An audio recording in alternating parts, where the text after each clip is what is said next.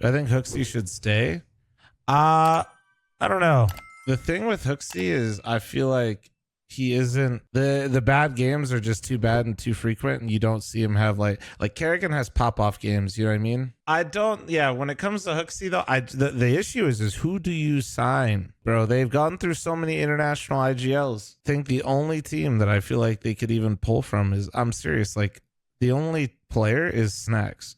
I'm not even trolling, dude. His profile picture looks hilarious. Oh my god, that's actually incredible. Like Snacks with Taz, I think would go kind of crazy, but also Snacks doesn't really play the same way, so I don't know. I think lately, I think HooXi makes it really hard to defend him. I was a big defender of him because G2 quite literally had zero success before he was there. Eco and Hunter were there for like 3+ years and never won a single tournament. They never won under the G2 banner until HooXi was there. Now, does that mean HooXi's the entire solution now? Like JKS was a part of that as well. Like, and lately he's just been rough, and then they won without him in Dallas. Now, the Dallas one's a bit weird. It's like hard to quantify. Why wouldn't they sign Stu?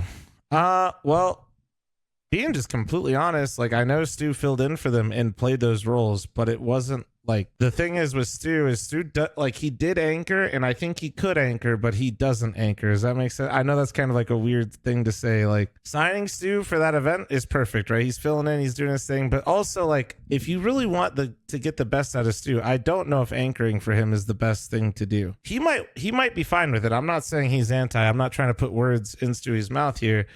I'm just saying, like, dude, especially when you're at the upper echelon, especially, and you're not like a team that's like growing, you're G2, you're right, you're coming in at 6. You just don't like signing players and then making them compromise just seems like such a huge risk. It's really hard to like picture if Stu would have been a good fit for G2, and if they're gonna, like, just being completely honest, if they're gonna make room for somebody that like, and they can get Malbs, I think, dude, Malbs has been crazy, dude. Cheap buyout, probably, comparatively speaking, when you think of other teams, been absolutely unreal this year. You're signing a player that's literally been dominating. So if you're going to make room for a player and then like somebody else is going to pick up the anchor roles, I think it makes a lot of sense. Signing players for one skill set and then not using that skill set seems to be a CS managerial classic though. Yeah, I mean, wait, I threw a C in there, managerial.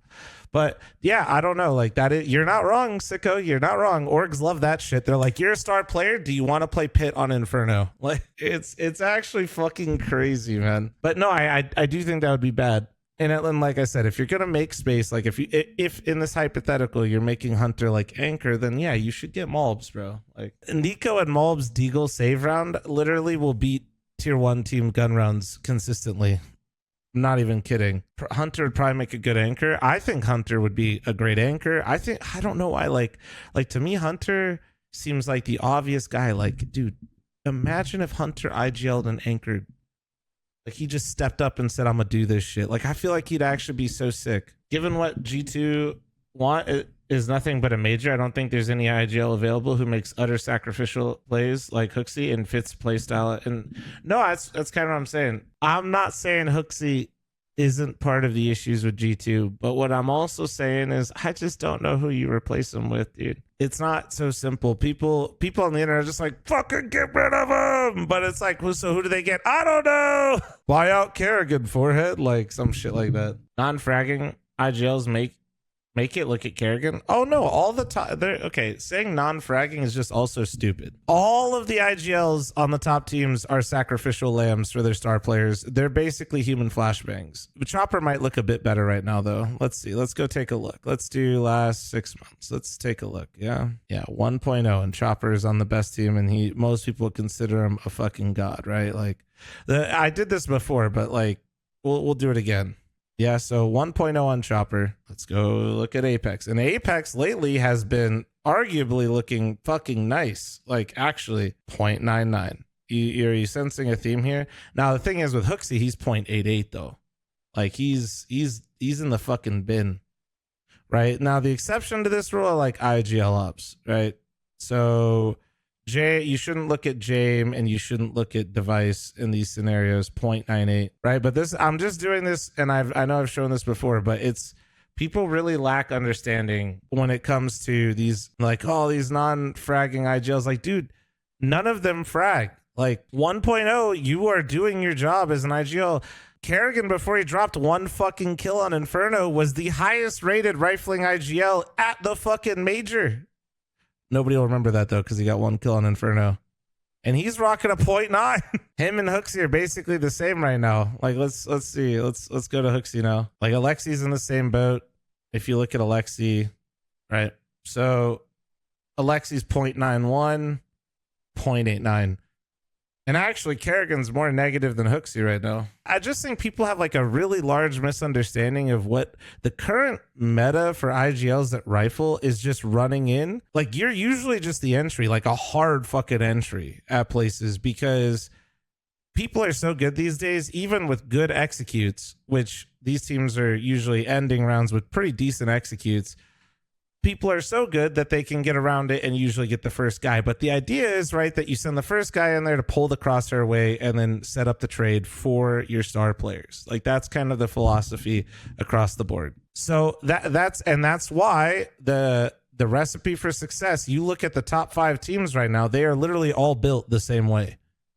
Until you get to VP Astralis, every team is built the same way.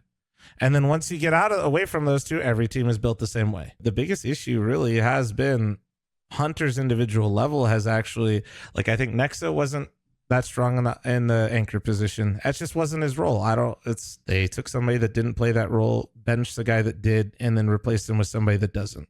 Okay. Well, it doesn't take a genius to figure that one out. And Hunter individually, I think was supposed to be the 1-2 punch combo with Monacy, and Hunter's had a terrible CS2 start. He played better at, the last 2 events, but he's had a horrific start. And that's why you've seen G2 be so inconsistent. Nico's starting to find form again, which is a great sign for G2. Monacy's literally the best player in CS2, and he's carrying this team and maintaining them top 10. And that's pretty much it. You look at the rest of these teams, it's like, they're fucking gnarly, man. Is Spirit not an anomaly, though, considering their stars going in first like 80% of the time? Donk doesn't go in first 80% of the time. Donk does find entries, but he's like, when I say going in first, I'm talking like you're 5v5 and you're calling an end round as an IGL. The first guy that's going out is going to be Chopper. Now Donk does entry. I'm not saying he doesn't, and so do other Twist, when he was on FaZe, would do it all the time.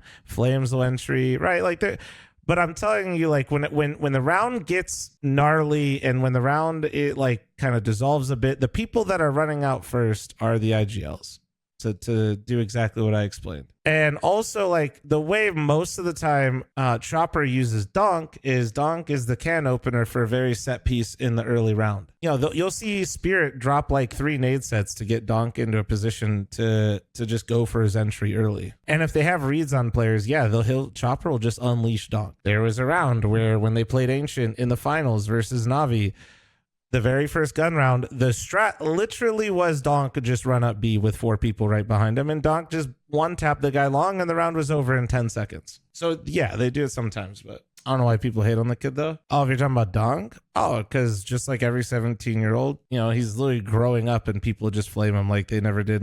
I'm literally fucking 31 with pimples, and people like, look at the pimples, dude, or like, look at his teeth. Like, yeah, it's just a bunch of grown-ass men that are insecure as fuck on the internet, and they'll be like, oh, it's just bros being bros. Like, dude, he doesn't know you. It's weird. And you're talking to people that also don't know you. So you're actually just insulting a fucking teenager on the internet.